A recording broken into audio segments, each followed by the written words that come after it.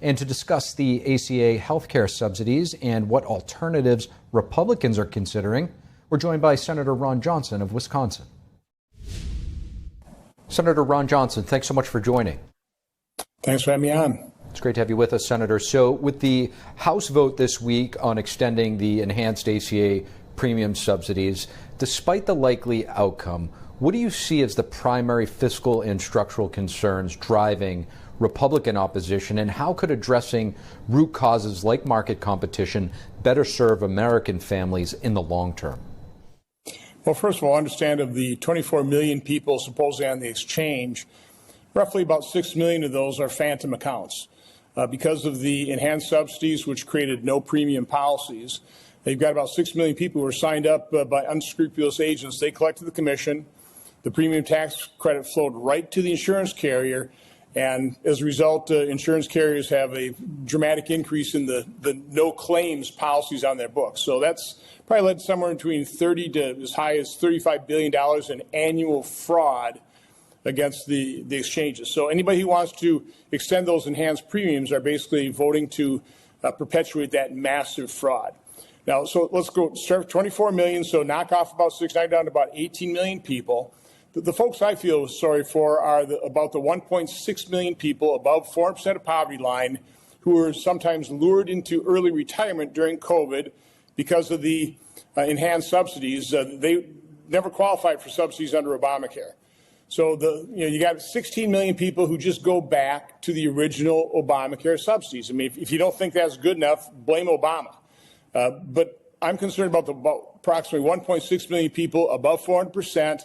Now, I proposed doing something with those folks. I don't think the Democrats are going to go for that, though. They want, basically extending the enhanced subsidies, no changes, which is just unacceptable. I mean, the reason insurance rates are so high in the exchanges is because of the flawed design of Obamacare.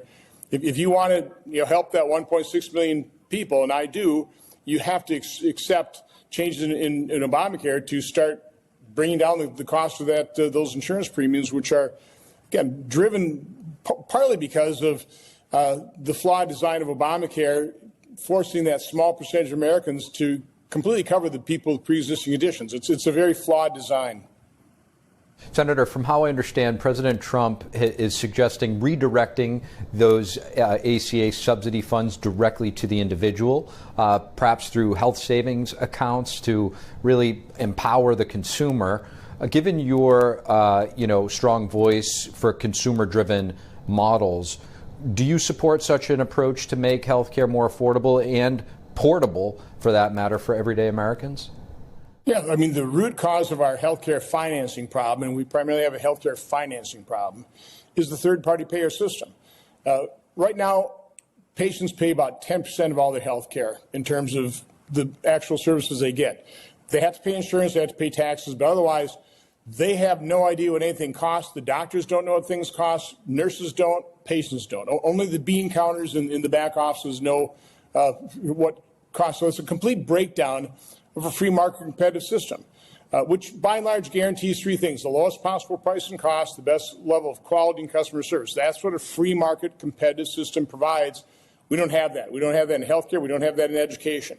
So if you want to bring costs back in line, you have to have consumers care about what they're paying. Now, I hear people say, well, we're going to force transparency. Well, the best way to force transparency is actually make patients pay for most of the first dollar coverage services and then have insurance be insurance. Again, who buys auto insurance first dollar coverage? You don't. And by the way, you also don't have auto insurance that covers pre-existing conditions. Otherwise, nobody would ever buy insurance. So you have to recognize that reality as well. To your point, the middlemen, and then likening to car insurance, there's some experts that are highlighting how modeling health insurance after car insurance, but focusing on catastrophes while encouraging personal responsibility for routine care, could reduce costs without those middlemen.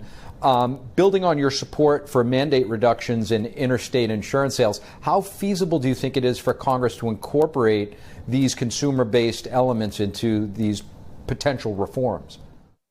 Well, it's going to be difficult because Democrats are in a complete state of denial of the failure of Obamacare. So if we need Democrats and to pass some of these things, we will with the filibuster, and I'm totally supportive of ending the filibuster. It's going to be very difficult, but conceptually, it should not be that difficult, except for the fact that, because of the third-party payer system, Americans do not believe they should pay for health care. They know they have got to pay for premiums and taxes, but actual health care, so that's going to be a shift.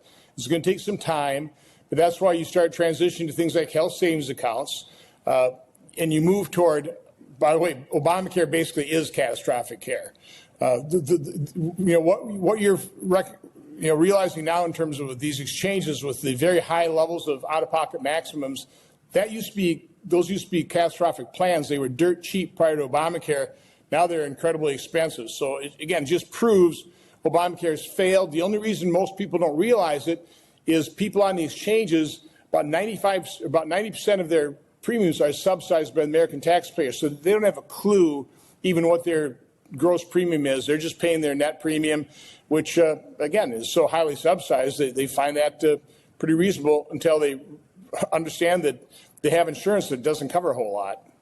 Wisconsin Senator Ron Johnson, greatly appreciate your insights. Have a great day.